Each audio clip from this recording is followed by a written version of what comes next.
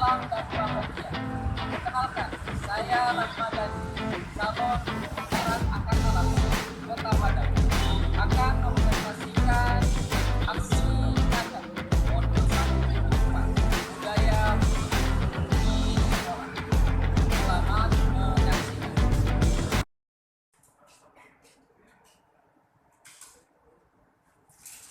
Assalamualaikum warahmatullahi wabarakatuh.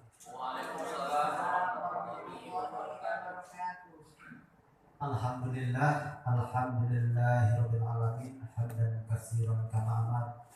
Asyhadu an la ilaha illallah wa asyhadu anna Muhammadar Rasulullah sallallahu alaihi wasallam la nabiyya ba'dahu. Pertama kali mari kita bersyukur atas kehadiran Allah Subhanahu wa taala. Pada pagi hari ini kita diberikan nikmat kesempatan untuk hadir di dalam ruangan ini dalam rangka aksi berbagi calon guru penggerak.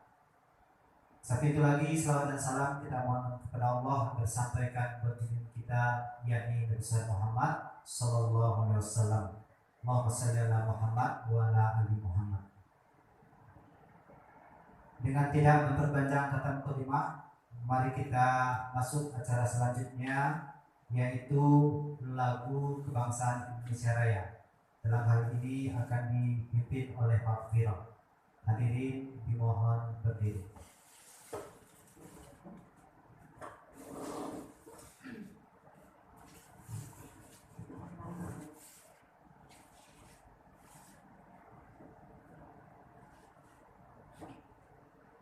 Hiduplah Indonesia Raya.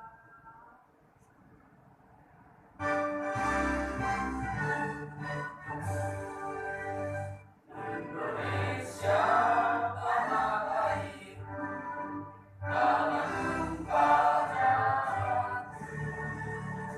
di sanalah aku berdiri, jadi mandu ibuku. Indonesia kebangsaanku, bangsa dan tanah airku. Marilah kita berseru, Indonesia bersatu. Hiduplah tanahku, hiduplah negeriku, bangsaku, rakyatku semuanya. Bangunlah jiwanya, bangunlah badannya, untuk Indonesia Raya. Indonesia Raya, merdeka, merdeka, tanahku, negeriku yang kucinta. Indonesia Raya, merdeka, merdeka, hiduplah Indonesia Raya. Indonesia Raya, merdeka, merdeka, tanahku, negeriku yang kucinta. Indonesia Raya, merdeka, merdeka, hiduplah Indonesia Raya. Hadirin dipersilakan duduk kembali.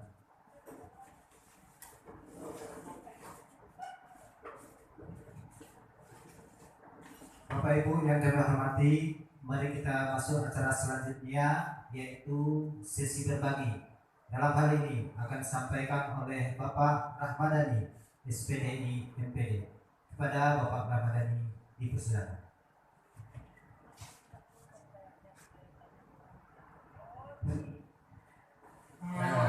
Baik, bismillahirrahmanirrahim. Assalamualaikum warahmatullahi wabarakatuh.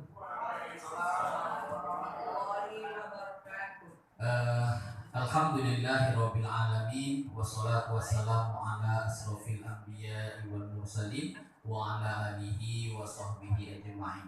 Rabbi shrah li sadri wa yassir li amri wahlul 'uqdatam min lisani yafqahu qawli.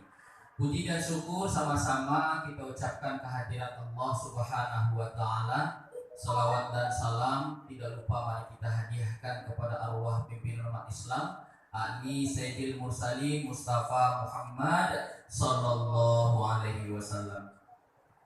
Ya, sama-sama kita hormati Bapak Kepala Sekolah yang dalam hal ini diwakili oleh Bapak Ibu Dewan Guru SMK 9 Padang. Kemudian yang saya hormati Bapak Ibu Guru Muda yang alhamdulillah berkenan hadir bersama-sama di ruangan ini untuk menghadiri sesi berbagi aksi nyata modul 1.4 budaya positif. Izinkan saya pertama sekali mengucapkan banyak sekali terima kasih atas kehadiran Bapak Ibu di ruangan ini, karena memang ada di antara kita yang tidak mengajar, tapi dengan kita menghubungi minta kehadirannya, alhamdulillah dapat hadir bersama. Mudah-mudahan ini jadi ibadah pula bagi Bapak Ibu.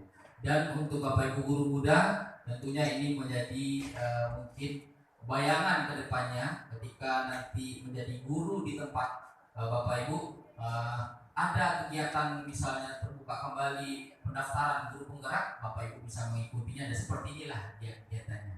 Ini baru modul 1.4. Modulnya itu ada 3 Bapak Ibu.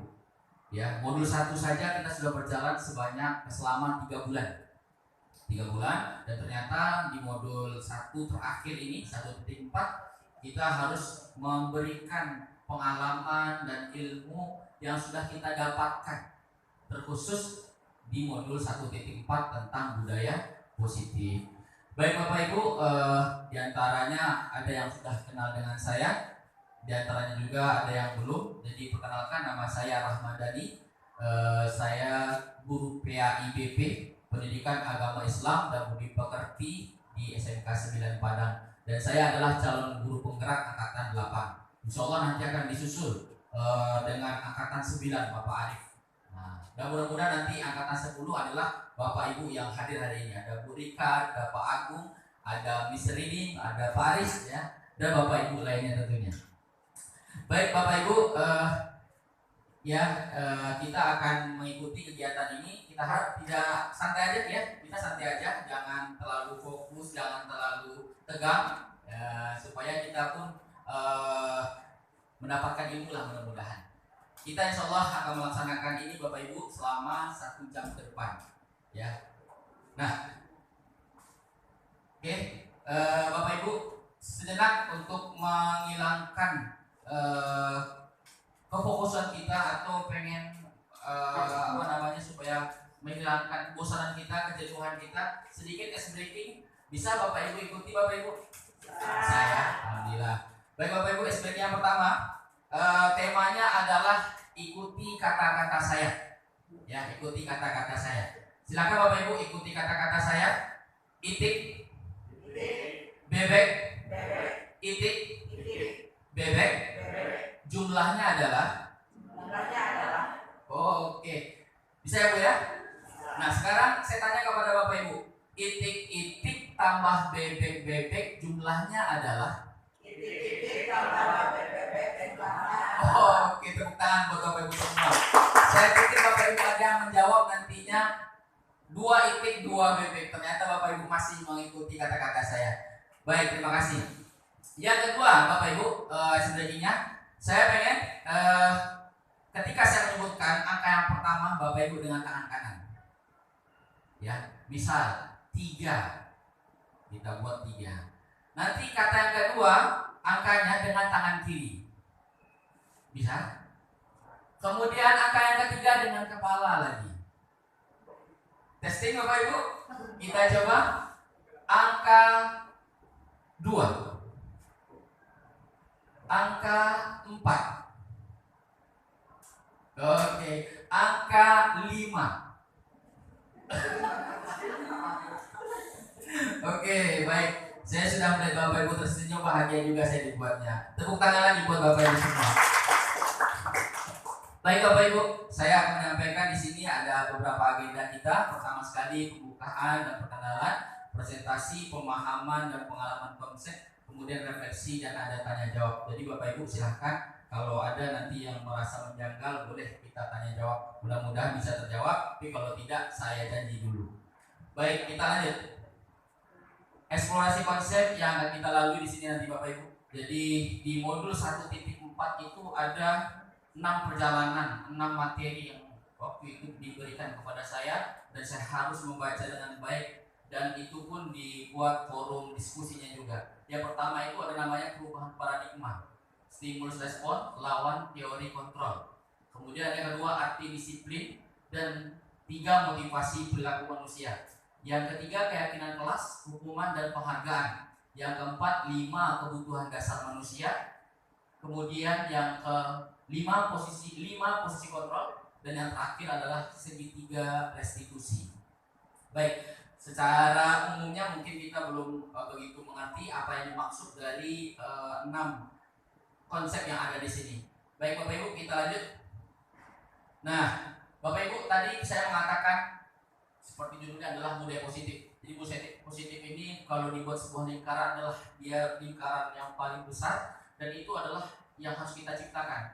Selama ini kita mengenal namanya peraturan kelas atau peraturan sekolah. Seperti misalnya ada di antara kita Bapak Ibu, Ananda di kelas tidak boleh terlambat. Ananda terlambat 15 menit saja, Ananda tidak bisa lagi masuk ke dalam kelas. Itu contoh.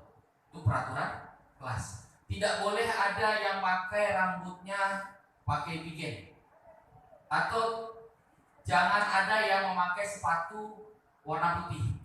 Nah, itu bisa. Itu adalah namanya peraturan kelas. Tapi apakah dampaknya bagi anak ini Bapak Ibu? Adakah dampaknya? Ada, ya, bisa jangka pendek, bisa jangka panjang. Bagi anak yang maaf mungkin dia memang butuh kasih sayang, dia mungkin akan melawan dan akan tahan lama rasa emosinya, bahkan dia bisa mendendam. Akibat apa? Akibat peraturan kelas ataupun peraturan sekolah. Maka peraturan kelas ini harusnya kita jadikan menjadi keyakinan kelas. Ada caranya untuk bisa menjadi keyakinan kelas. Kalau kata orang, maaf ya Bapak Ibu, ada juga orang bilang peraturan itu ada untuk dilanggar. Tapi kalau keyakinan, dia datang dari bersama dan disepakati bersama dan diamalkan bersama-sama, sehingga dia nyaman untuk mengikuti aturan-aturan yang ada, mengikuti tata tertib yang ada. Setelah nanti ada keyakinan kelas Bapak Ibu, maka akan muncullah lingkungan yang positif. Anak-anak kita mengikuti aturan yang ada itu merasa dengan nyaman, aman, tentram, ya, dia tidak merasa dipaksa. Nah, ini jadinya lingkungannya merasa positif, tidak ada yang merasa dirugikan. Dan kalau sudah seperti itu akan tumbuh yang namanya nanti budaya positif. Nah, jadi inilah yang akan kita usahakan ada di sekolah kita Bapak Ibu. Kita lanjut. Tujuan membangun budaya positif itu apa? Pastinya ada tujuannya. Maka yang pertama, menumbuhkan karakter yang baik dan motivasi intrinsik murid. Yang pertama itu menumbuhkan karakter yang baik, ya. Dan motivasinya intrinsik, bukan ekstrinsik. Kalau ekstrinsik dari luar, tapi kalau intrinsik dari dalam. Jadi dia mengikuti aturan yang ada itu memang dari dirinya sendiri. Motivasi dari dirinya sendiri. Karena ingin misalnya menjadi orang yang baik atau lain sebagainya. Seperti halnya Bapak Ibu sekarang menjadi guru, datang ke sekolah jam 7 pasti ada motivasinya. Betul nggak Bapak Ibu? Karena takut dimarahi kepsek kah? Karena takut nanti dibilang pemalas kah? Atau karena ingin menghargai diri sendiri?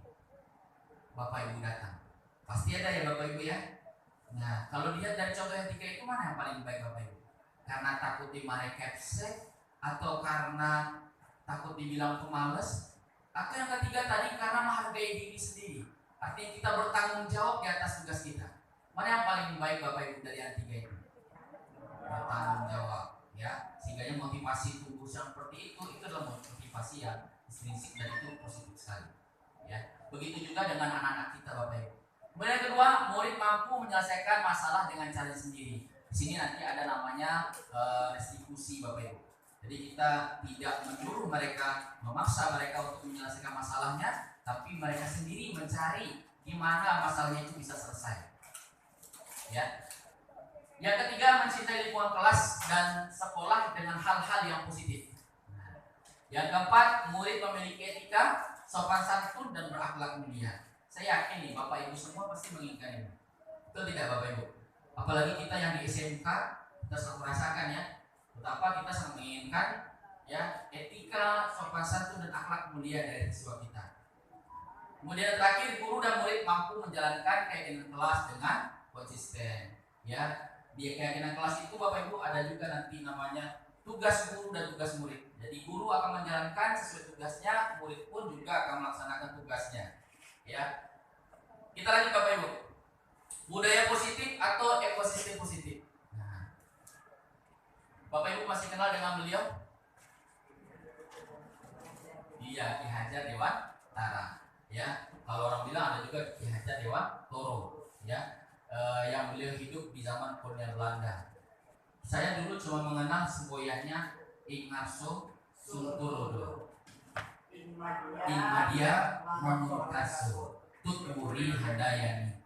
Dulu saya hanya kenal semboyan itu. Ternyata di modul guru penggerak ini Bapak Ibu banyak ya semboyan-semboyan yang beliau ucapkan. Nah ini memang menggugah, ternyata relevan juga untuk sepanjang waktu bisa dipakai.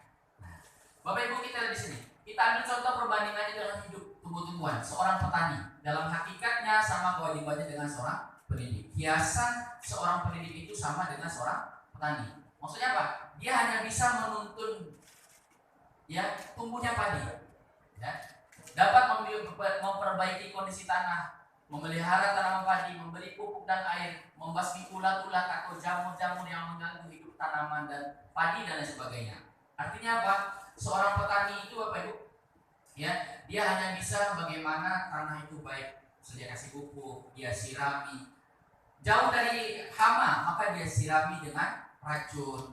Ya, tapi ingat Bapak Ibu, kita tidak bisa merubah tanaman tersebut. Sebagai petani, maka kita tidak bisa merubah kodratnya. Artinya kita tanam padi pasti tumbuhnya padi. Nggak mungkin tanam padi tumbuhnya jagung. Atau sebenarnya kita tanam jagung tidak akan tumbuhnya padi. Yang pasti tumbuhnya adalah jagung. Ini yang dimaksud ya kita itu tidak bisa mengubah kodrat dari manusia. Ya, cuma kita hanya bisa mengalahkan atau yang dikatakan dengan istilahnya menuntun Bapak Ibu. Oke, kita lanjut Bapak Ibu. Pertanyaan sekarang, bisakah kita mengontrol seseorang?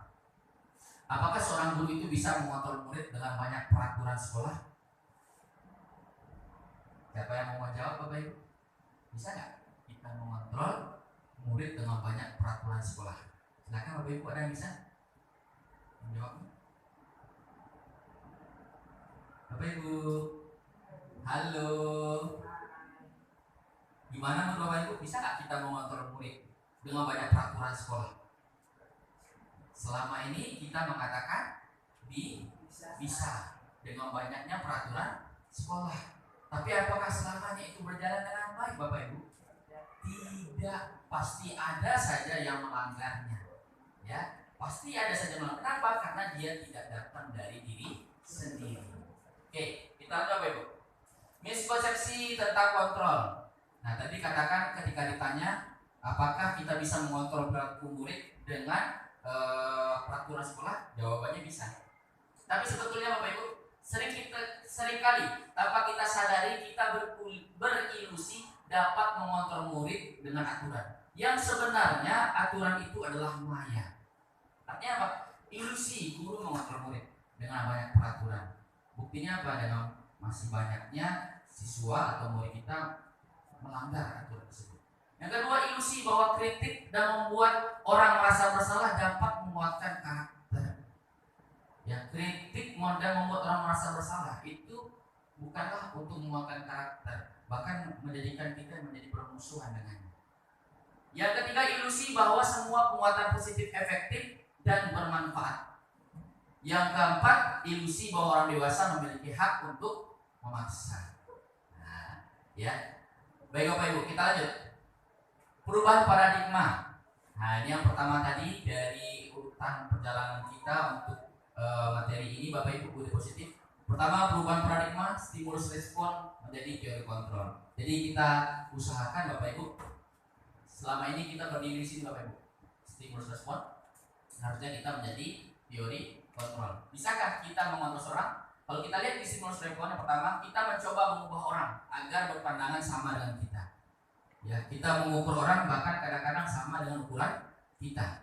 Padahal ukuran orang dengan kita itu berbeda tentunya. Maka bagaimana harusnya Bapak Ibu? Kita berusaha memahami pandangan orang lain tentang dunia.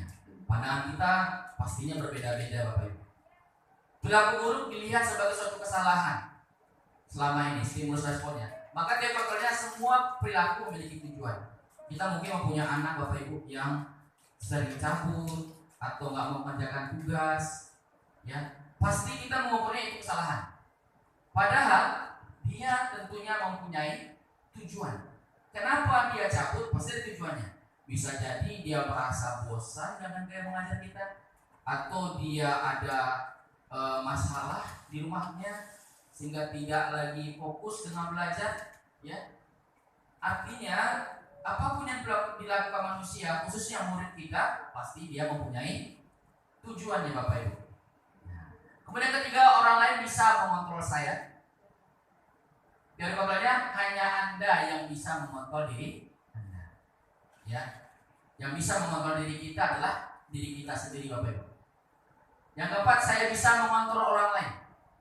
Teori kontrolnya, Anda tidak bisa mengontrol orang lain. Kita sifatnya kepada murid mungkin banyaknya baru memaksa. Dia mungkin mengangguk, tapi belum tentu anggukannya itu adalah iya.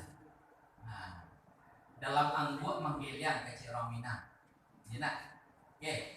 Pemaksaan ada pada saat bujukan gagal. Teori kontrolnya harus kita ubah Bapak Ibu menjadi kolaborasi dan konsensus menciptakan pilihan-pilihan baru. Nah, ini harapannya untuk anak-anak kita.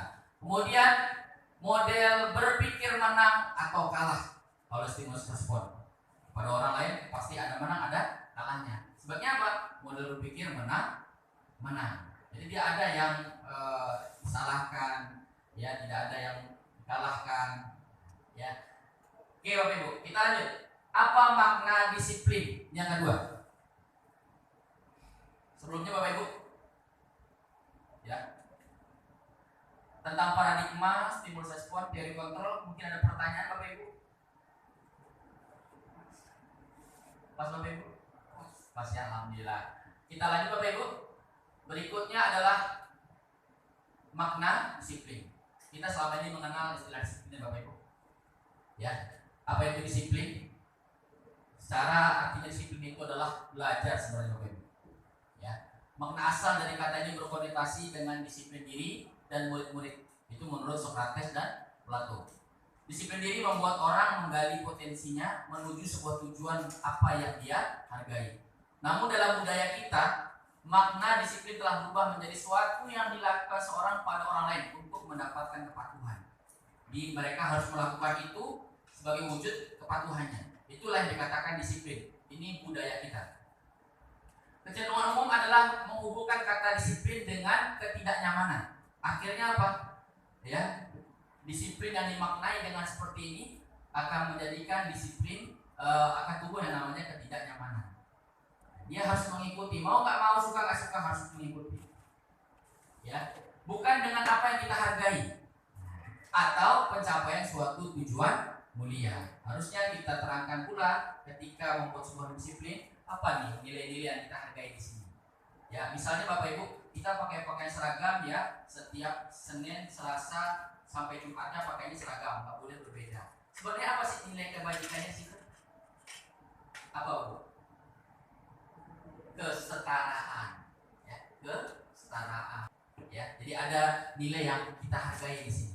Ya, ada hal yang kita hargai di sini. Untuk mencapai apa? Suatu tujuan mulia Bapak Ibu. Baik. Oke, kita lanjut. Bapak Ibu, teori motivasi perilaku manusia ini yang sudah saya gambarkan tadi sejenak kepada Bapak Ibu. Kita ada mengenal namanya motivasi eksternal dan ada juga nanti motivasi internal. Ya, untuk menghindari ketidaknyamanan atau hukuman. Apa yang akan terjadi apabila saya tidak melakukannya? Nah, ini salah satu motivasi eksternal. Artinya dia melakukan sesuatu, ada pikiran dari luar. Apa maksudnya? Apa yang akan terjadi kalau apabila saya tidak melakukannya? Sehingga dia berpikiran kalau saya nggak melakukannya mungkin akan terjadi seperti ini dari pihak luar. Nah itu namanya motivasi eksternal. Seperti kata saya tadi kepada Bapak Ibu, atau bisa juga kita contohkan kepada anak-anak kita, kenapa dia harus datangnya tepat waktu, nggak boleh lewat. Pastinya ada motivasinya juga. Dan motivasinya itu bisa eksternal, bisa internal. Ya, berikut juga dengan kedatangan kita Bapak Ibu guru. Ya, kenapa kita mau datang tepat waktu? Apakah akan muncul seperti ini? Yang pertama, kalau nggak datang awak beko Apollo kecil guru piket. Misalnya seperti itu. Pun masuk lo awak dalam catatan dan macam-macam. Itu namanya motivasi eksternal. Yang kedua, untuk mendapat imbalan. Ada nggak Bapak Ibu? Sekolah kita ada namanya kemarin memberikan penghargaan untuk istilahnya penghargaan apa ya? Ramah anak ya, ramah anak. Ya, kalau itu bagus. Tapi apakah motivasinya dari dirinya sendiri atau memang hanya untuk mendapatkan sebuah sertifikat itu? Maka langkah baiknya Bapak Ibu kita melakukannya dengan internal. Ada juga yang melakukannya, wah saya harus seperti ini nih supaya menjadi mendapatkan sertifikat ramah anak. Kalau kata orang PAI kita Bapak Ibu, perbuatan itu hendaknya haruslah ikhlas semata-mata mencari ridho Allah. Maka yang ketiga, saya akan menjadi orang yang seperti apa apabila saya melakukannya. Artinya kita melakukannya adalah karena menghargai diri kita sendiri. Kita harus bertanggung jawab terhadap tugas-tugas kita. Nah itu namanya motivasi internal. Sampai ada dulu yang terlalu ketat ya Bapak Ibu. Mungkin itulah pemikirannya. Ya, beliau melakukan kegiatan-kegiatannya, misalnya seperti ini Bapak Ibu ya. Kenapa dia itu datang tepat waktu? Sampai dia mengatakan bahwasanya kalau saya terlambat datang 15 menit saja, itu nanti murid-murid saya akan nuntut, tidak di dunia pasti di akhirat. Seperti itu. Ya. Bagus juga, itu namanya datang juga dari motivasi internal. Apa Bapak Ibu? Ya. Kemudian kita lanjut Bapak Ibu mengenai yang berikutnya. Nah, ini juga masih ada menurut Ki Hajar Dewantara, di mana ada kemerdekaan, disitulah harusnya ada disiplin yang kuat. Ya, sungguh pun disiplin itu bersifat self disiplin, artinya datang dari sendiri, yaitu kita sendiri mewajibkan dengan sekeras-kerasnya. Dan peraturan yang sedemikian itu harus ada di dalam suasana yang merdeka. Jadi ada yang mengatakan kemarin itu Bapak Ibu, merdeka itu kepada murid mereka berbuat seenaknya, tidak. Ya, mereka juga harus tetap menerapkan yang namanya disiplin, tapi disiplin yang tumbuh dari diri sendiri. Begitu juga kita sebagai gurunya Bapak Ibu, motivasinya harus dari diri sendiri. Ya. Dan itu harus kita jalankan dengan sekeras-kerasnya. Artinya apa? Bapak Ibu, sholat itu berat gak dulu bagi kita Bapak Ibu? Berat gak? Berat. Allah sendiri mengatakan, lakabiratun kata Allah demikian. Sungguh berat. Ya. Tapi bagaimana berat itu sehingga sekarang menjadi mudah bagi kita? Tidak lain karena kita paksakan. Jadi pertamanya itu memang dipaksakan, setelah dipaksakan menjadi kebiasaan, terbiasa ya. Sudah menjadi terbiasa menjadi kebiasaan. Dan akhirnya nanti bisa menjadi norma. Aduh nak sholat yang kurang satu saja, kita merasa ada yang kurang lah. Oh rasanya tadinya. Sehingga sampai seperti itu dia.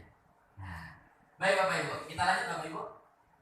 Merdeka, menurut Ki Hajar Dewantara, merdeka itu artinya tidak hanya terlepas dari perintah, akan tetapi juga cakap buat memerintah diri sendiri. Nah, ya, ini kata Ki Hajar Dewantara terkait juga dengan yang tadi. Ya, self disiplin. Jadi disiplin itu harus dari diri sendiri. Keyakinan kelas, Bapak Ibu. Tadi kita berbicara tentang tentang kedisiplinan ya Bapak Ibu. Mengenai itu Bapak Ibu adakah pertanyaan? Gak ada? Gak ada ya Bapak Ibu? Kita lanjut. Oke, yang ketiga Bapak Ibu, keyakinan kelas, hukuman dan penghargaan. Ada 3 yang kita bahas di sini Bapak Ibu. Keyakinan kelas, hukuman dan penghargaan. Sekarang Bapak Ibu, mengapa 3 tidak peraturan saja. Jadi kita kan tadi mengatakan yang dalam bulat-bulat itu tadi Bu masih ingat yang paling kecil itu adalah namanya apa? Peraturan kelas. Kemudian setelah peraturan kelas namanya keyakinan kelas. Kita akan membuat keyakinan kelas sejatinya. Di kelas kita masing-masing dulu aja. Ya. Peraturan kelas. Kenapa tidak peraturan saja? Mengapa harus keyakinan kelas? Tentu ada dasarnya. Pertama, kita coba dengan contoh Bapak Ibu, mengapa kita memiliki peraturan harus menggunakan helm bila mengendarai kendaraan roda 2? Kenapa Bapak Ibu harus ada aturan itu? Untuk keselamatan, ya. Keselamatan. Yang kedua, mengapa kita memiliki peraturan 3M? Menggunakan masker, mencuci tangan dan menjaga jarak 1,5 meter waktu Covid kemarin. Lagi-lagi untuk kesehatan dan keselamatan juga. Yang ketiga, mengapa kita memiliki peraturan harus datang tepat waktu pada saat mengikuti pelatihan? Agar tidak tertinggal materi.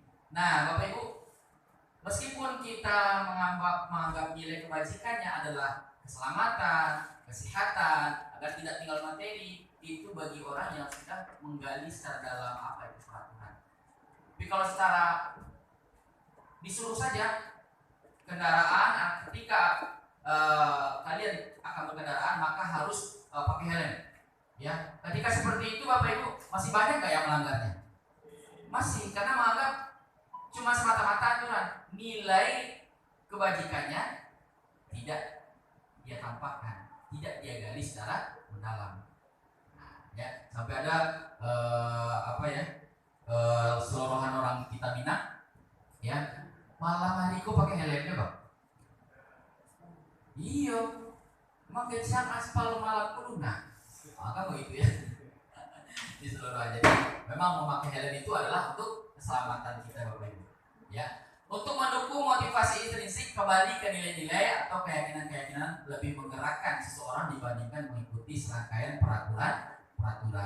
Jadi kita gali keyakinan. Di dalam menggali keyakinan itu Bapak Ibu membuat keyakinan, dia di situ pun juga sebelumnya adalah menggali apa nilai kebajikan di sana.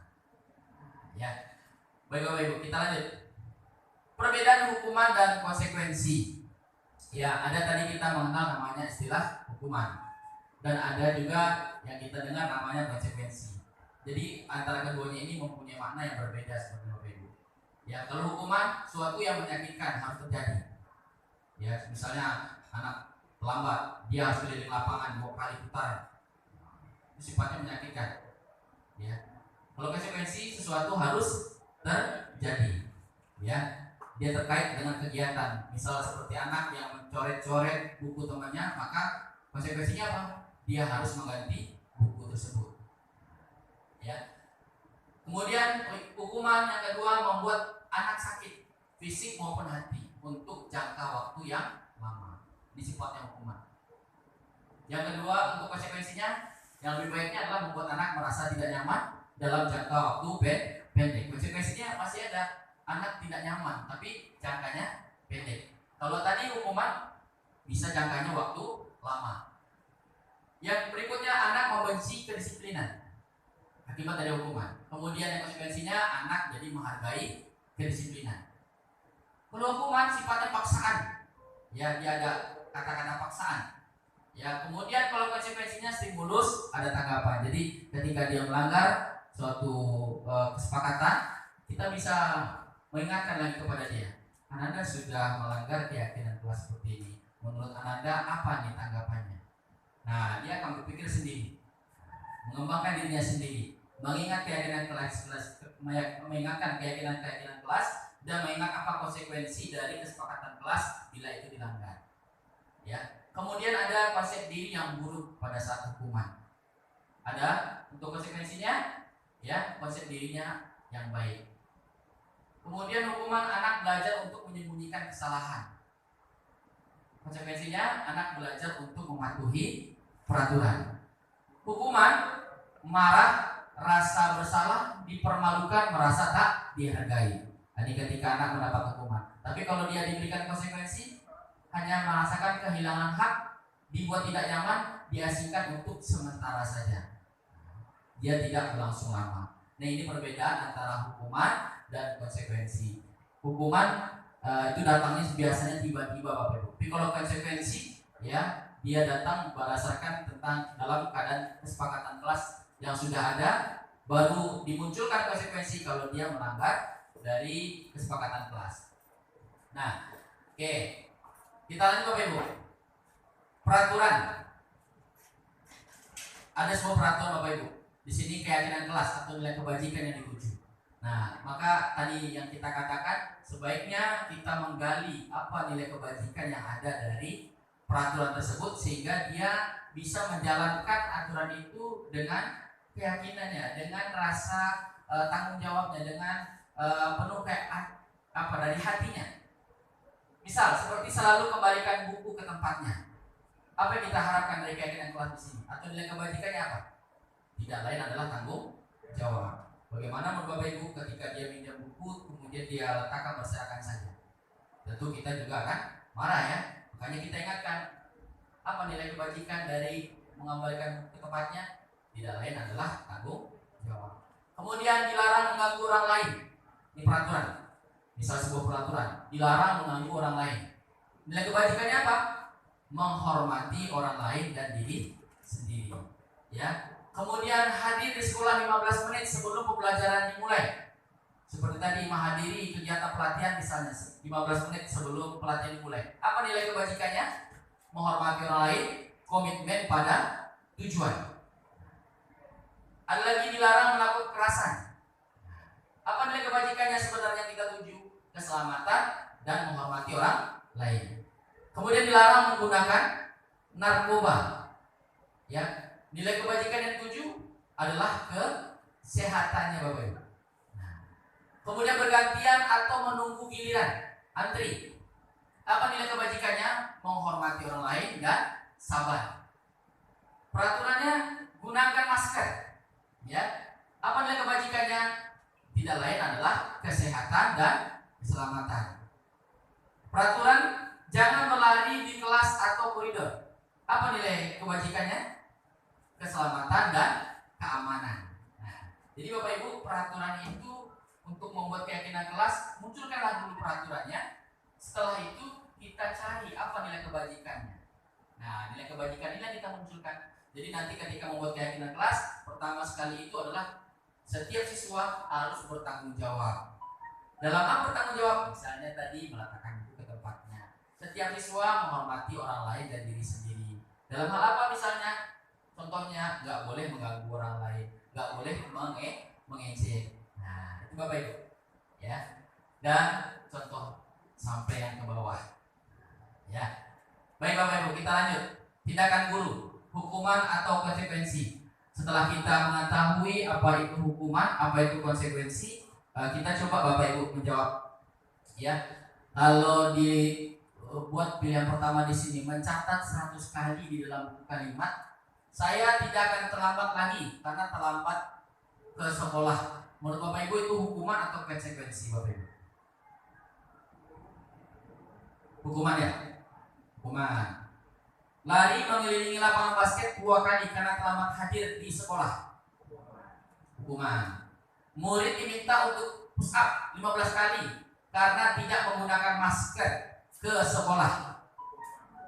Hukuman. Menggantikan kertas tugas teman yang telah dicoret-coret. Konsekuensi. Membersihkan tumpahan air di meja tulis karena tersenggol pada saat belajar. Konsekuensi. Meminta murid tidak mengenakan sepatu seharian di sekolah karena tidak mengenakan sepatu hitam. Menceker ayam ya, kata orang kita. Hukuman ya. Lari mengelilingi lapangan basket 2 kali karena terlambat 10 menit untuk pelajaran PJOK.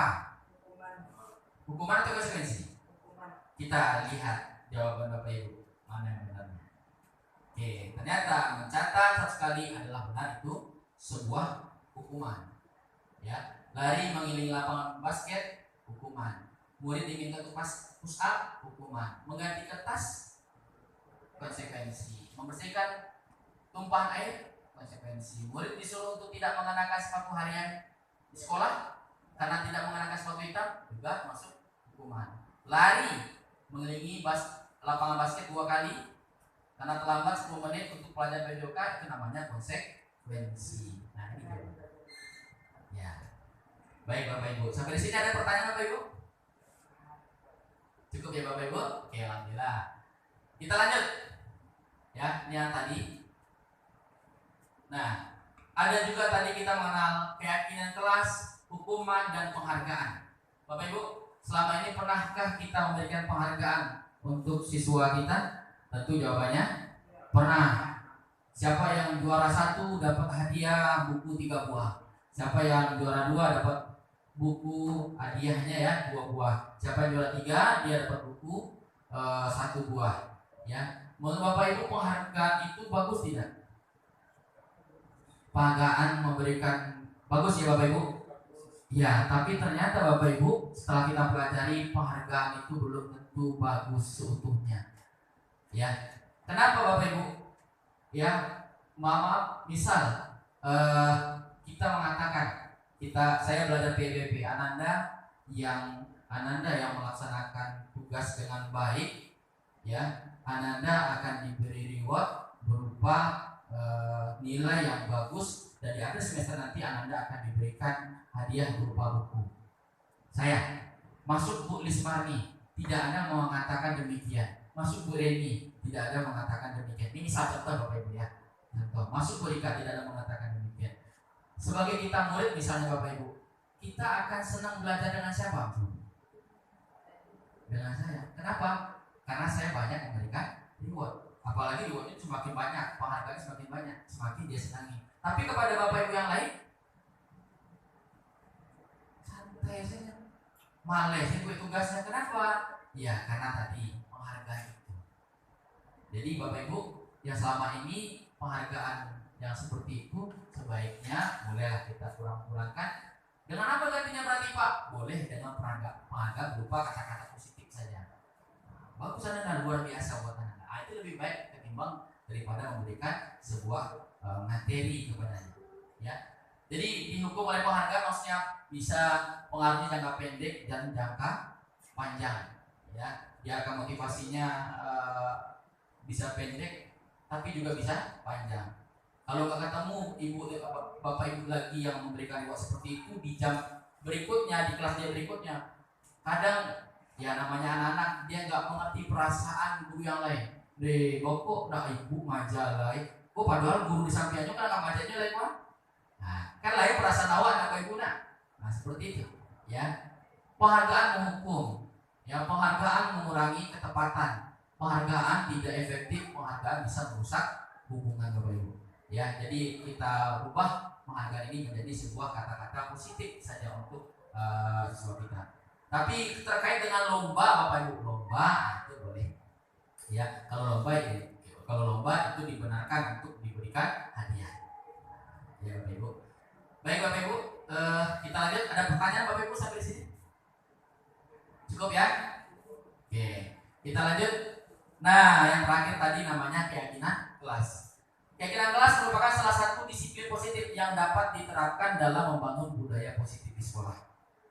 Ya, kita lanjut. Pembentukan keyakinan kelas.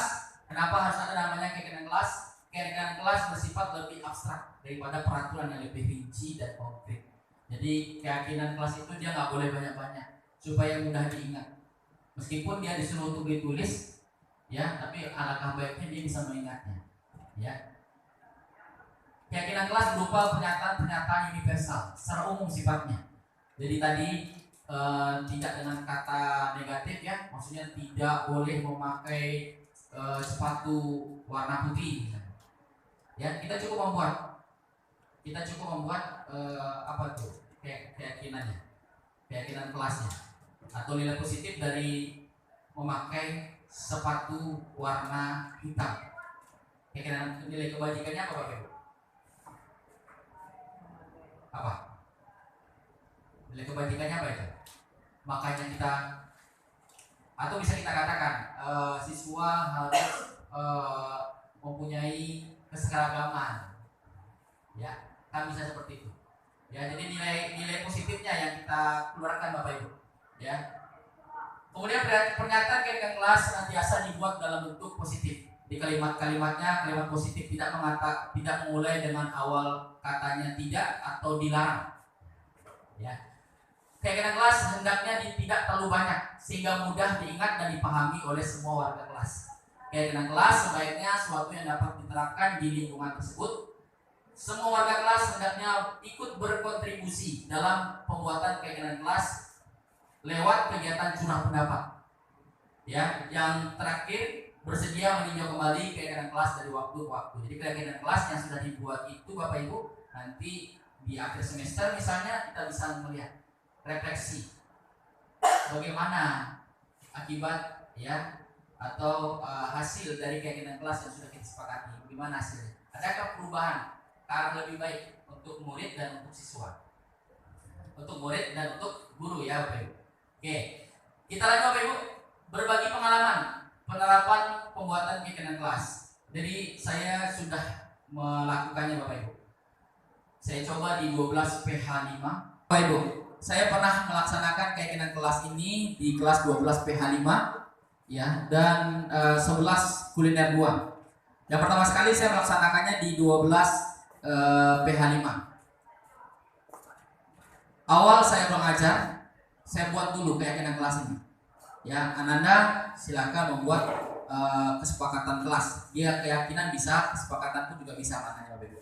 Jadi kita buat kesepakatan kelas selama 1 tahun ini bersama saya. Tapi 1 semester nanti kita akan coba ya lihat akibatnya gimana, hasilnya bagaimana. Ya, kita buat dari situ. Ya, tidak boleh menggunakan HP saat pembelajaran. Salah satu. Ada lagi yang kedua, tidak boleh mengganggu atau meribut saat pembelajaran. Ya, ada lagi tidak boleh terlambat masuk ke dalam kelas, namun ditolerir ya 15 menit setelah jam masuk. Ya, kita sepakat itu bersama Bapak Ibu. Kita baca kembali itu peraturannya, kita baca kembali itu kesepakatannya, kita sampaikan kembali. Kita sepakat Ananda, sepakat. Akhirnya saya dengan mudah alhamdulillah 12 PH5 ya Pak Aris. Luar biasa anak-anaknya ya. Setelah membuat kesepakatan kelas ini Bapak Ibu ya alhamdulillah di waktu BBM anak beribut, saya cukup mengingatkan Ananda kesepakatan kelas tadi gimana. Mereka cukup menjawab, oh ya Pak, tidak boleh meribut saat jam pelajaran. Oke, Anda sudah ingat? Sudah Pak? Kembali dia tenang. Seperti itu dia ya. Nah ini Bapak Ibu enaknya kalau kita membuat keyakinan kelas. Jadi kita tidak memaksa, memakainya itu kata-kata yang seperti itu yang kita hindari. Kita rubah menjadi sebuah keyakinan kelas atau kesepakatan kelas hendaknya terlebih dahulu. Ya, baik Bapak Ibu. Nah ini di 11 kuliner 2 saya buat keyakinan kelas bersama mereka. Ada sekitar 9 kelompok dengan masing-masing kelompok membuat kesepakatan kelas ya. Cukup 1 saja sehingga tunggulah kesepakatan kelas atau keyakinan kelas sebanyak 9 buah. Nah ini yang kita jalankan insyaallah dalam 1 semester nanti yang akan kita lihat pula bagaimana hasilnya. Ya, selesai kita sampai kepada keyakinan kelas, hukuman dan penghargaan. Sampai di situ kira-kira Bapak Ibu ada pertanyaan Bapak Ibu? Silakan Bapak Ibu. Kembali ke tadi.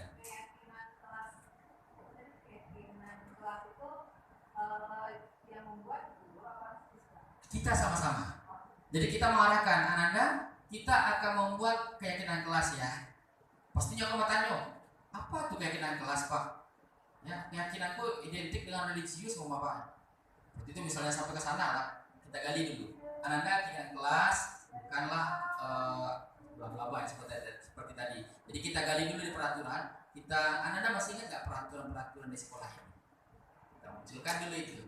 Nah, tidak boleh seperti itu. Nah, kata tidak boleh Anda mari kita ubah menjadi nilai positif, menjadi kalimat positif. Hilangkan kata-kata tidaknya dan dicari nilai kebajikannya.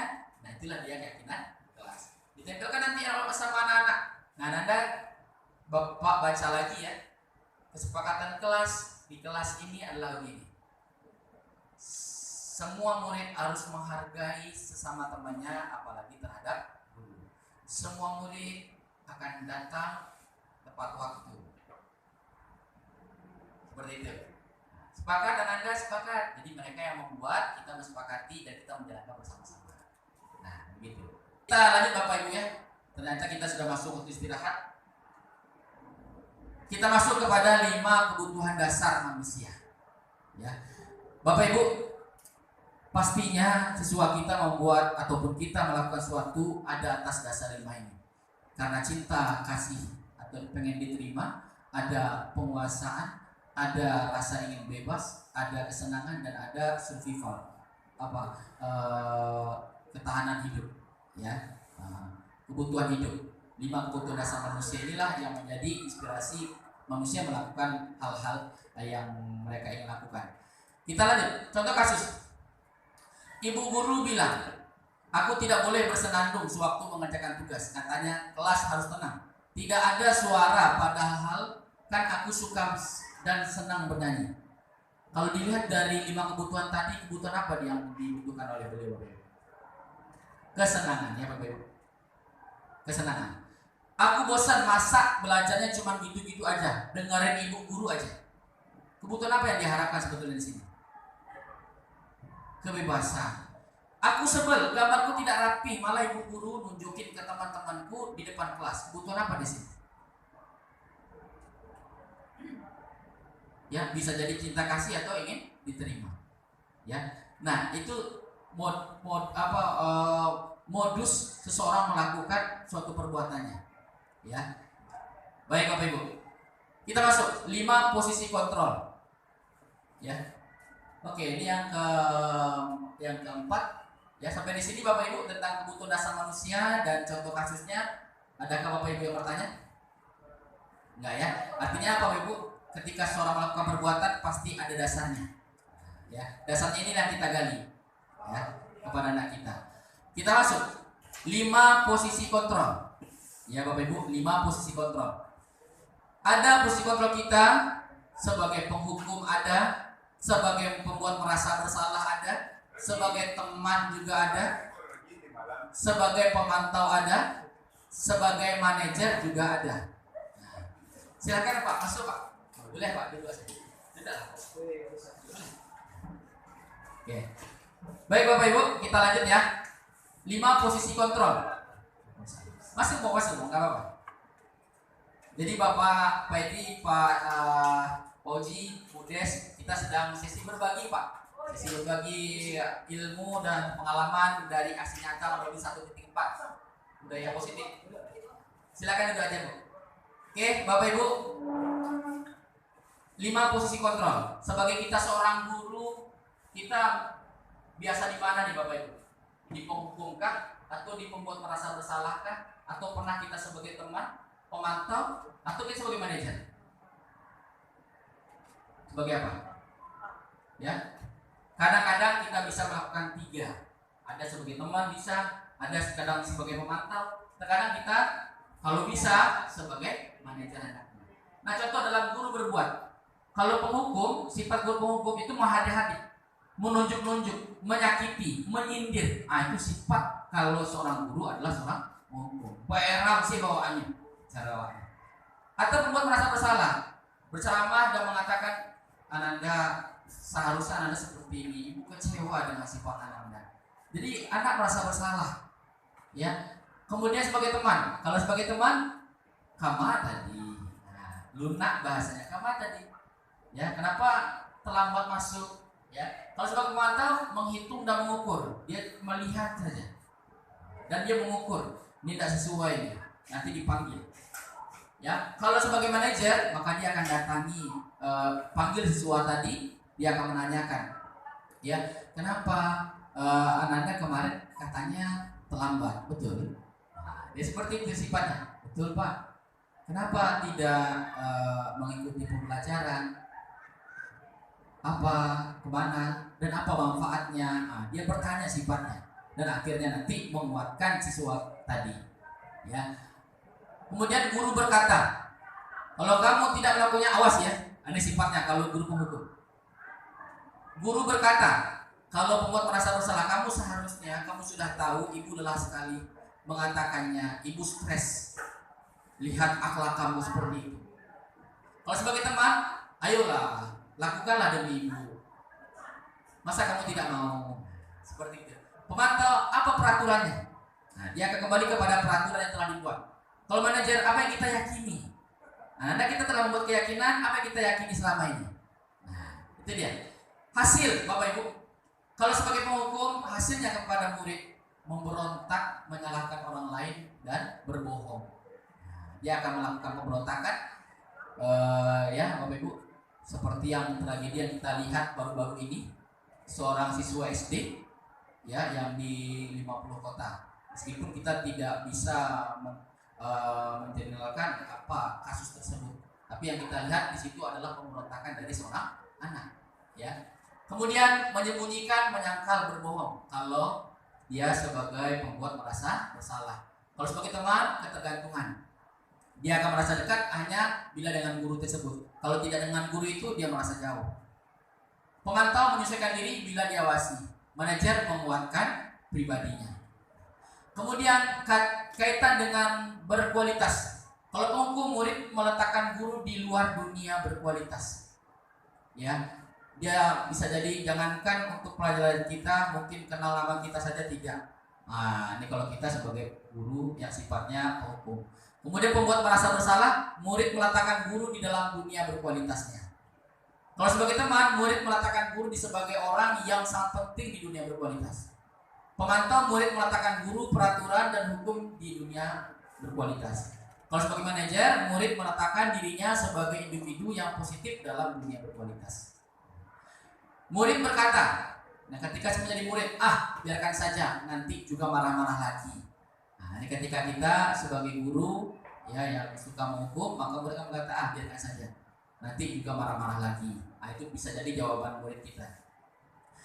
Kalau sebagai guru kita seorang yang membuat merasa bersalah, dia akan mengatakan, maafkan saya, Bu. Ya.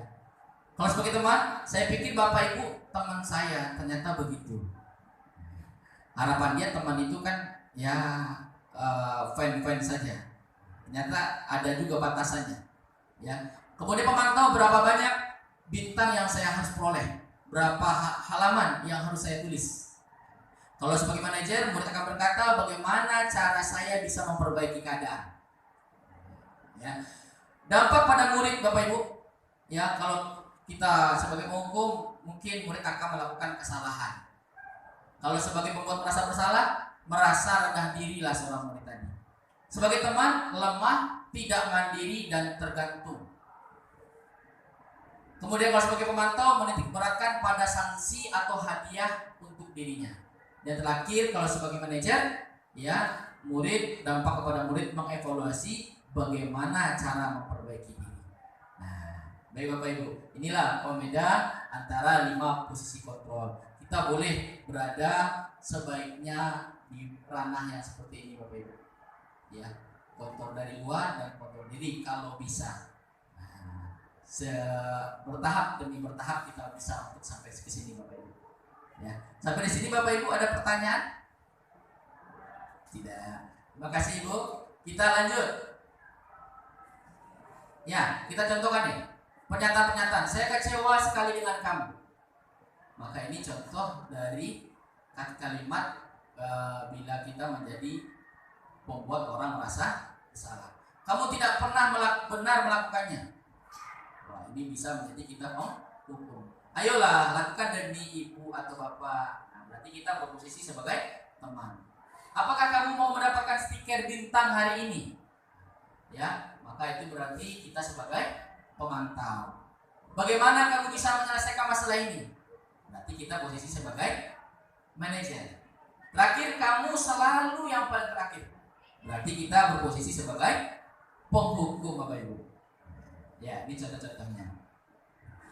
Nah, kita masuk apa itu restitusi. Sebelum masuk restitusi, yang terakhir nih Bapak Ibu, ya, 5 posisi kontrol. Mungkin ada pertanyaan Bapak Ibu? Tidak ada? Tidak ada Bapak Ibu? Kita lanjut ya. Oke, kita masuk apa itu restitusi. Restitusi adalah proses menciptakan kondisi bagi murid untuk memperbaiki kesalahan mereka sehingga mereka bisa kembali pada kelompok mereka dengan karakter yang lebih kuat. Nah, ada tahap-tahapan untuk restitusi ini Bapak Ibu. Sebagian kita Bapak Ibu sudah melakukannya, namun belum semuanya mungkin. Kenapa? Kita lihat di sini Bapak Ibu. 9 ciri-ciri restitusi. Bukan untuk pertama sekali, bukan untuk menebus kesalahan, namun untuk belajar dari kesalahan. Ini sifatnya. Yang kedua, memperbaiki hubungan. Yang ketiga, tawaran bukan paksaan. Yang keempat, restitusi menuntun untuk melihat ke dalam diri. Yang kelima, restitusi mencari kebutuhan dasar yang mendasari tindakannya. Yang keenam, restitusi diri adalah cara yang paling baik untuk memperbaiki diri. Yang ketujuh, restitusi fokus pada karakter bukan tindakan. Yang kedelapan, restitusi fokus pada solusi bukan pada masalah. Kesembilan, restitusi mengembalikan murid yang berbuat salah pada kelompoknya. Ini sifat dari restitusi Bapak Ibu. Nah ini dia segitiga restitusi. Jadi dia ada menstabilkan identitas, ada validasi tindakan, ada menanyakan keyakinan. Kita mungkin sudah berada di sini, atau kita mungkin sudah berada di sini, tapi mungkin kita belum ketiga-tiganya. Maka sebaiknya ketika ada permasalahan kita lakukan segitiga restitusi ini Bapak Ibu. Ya. Pertama, menstabilkan dulu identitasnya. Ketika ada anak kita yang cabut misalnya, saya pernah lakukan itu di 12 PH 5 Bapak Ibu. Ya. Setelah kita membuat keyakinan kelas, anak tadi cabut. Di antara yang cabut itu yang mereka ikut membuat keyakinan kelas. Ya. Besoknya hadir 6 orang yang cabut tersebut. Saya menanyakan dari awal dulu. Ya, saya tanyakan kepada anak kita, Ananda waktu belajar apa hari itu Ananda cabut? Ya, Ananda kemana? Ya Pak, saya cabut. Ya alasan saya ke rumah sakit yang orang tua, saya bla bla bla, banyak alasannya Bapak Ibu ya. 6 orang itu. Ya. Kemudian saya bagikan terus, Ananda, setiap orang pasti mempunyai salah, termasuk saya juga mempunyai salah. Ya. Ananda itu menurut Ananda salah atau tidak? Salah Pak. Dia mengakui sendiri, salah Pak. Kalau begitu salah, bagaimana untuk ke depan Ananda bisa lebih baik lagi? Saya nggak akan cabut lagi Pak. Nah ini kalau kita kelas Anda bagaimana?